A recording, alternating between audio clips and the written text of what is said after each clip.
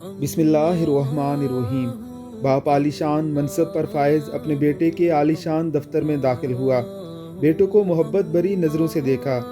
दिल ज़्यादा मचला तो उसके पीछे जाकर खड़ा हो गया। फ़ख्र से मगलूब होकर बेटे के कंधे पर हाथ रखकर पूछा, बेटे जानते हो इस दुनिया का ताकतवर तरीन शख्स कौन है?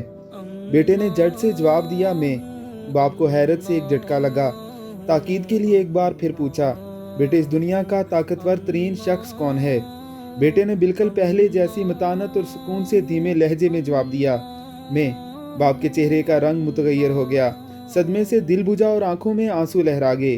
बेटे के कंधे से हाथ उठाया और दरवाजे की तरफ कदम बढ़ा दिए। दफ्तर के दरवाजे पर एक बार फिर रुका, मुड़कर बेटे को देखा और फिर से पूछा, बेटा इस दुनिया का ताकतवर तरीन शख्स कौन है? बेटे ने बगैर किसी तौक़ुफ़ के कहा कि आप। बाप की हैरत की इंतहा न रही।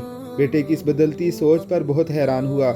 थोड़े से कदम वापस मुड़कर अंदर आकर आहिस्तगी से पूछा, थोड़ी देर पहले तुम्हारे ख्याल में तुम इस दुनिया के ताकतवर तरीन शख्स थे, अब तुम मेरा नाम ले रहे हो, ये अचानक तब्दीली कैसी? बेटे ने कहा, जब आपका हाथ मेरे कंधों पर था तो मैं उस दुनिया का ताकतवर तरीन शख्स था, और अब जब आपका हाथ उठ गया है और आप दूर जाकर खड़े हो गए हैं तो मैं तन्हा रह गया हूँ। इस वक्त दुनिया के ताकतवर तरीन शख्स आप हो गए हैं।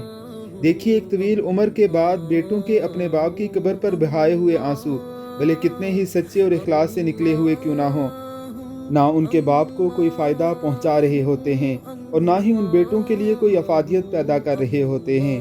अलबत्ता अगर बाप बकीदे हयात और इस ज़मीन के ऊपर सेहत व तंदुरुस्ती के साथ, अपनी दौलतमंदी या अपनी फ़कीरी के साथ किसी भी हालत में मौजूद है, वो अपनी औलाद के लिए अल्लाह के बाद ताकत और मलजा की सनद और अमन व अमान का ज़ामिन है। मुबारक हो उन खुशकिस्मतों को जिनके वालिद ज़िंदा हैं और उनसे राज़ी भी हैं। वालिद की कदर कीजिए, उनका साया आपके लिए ठंडी छाँव ही नहीं और भी बहुत कुछ है।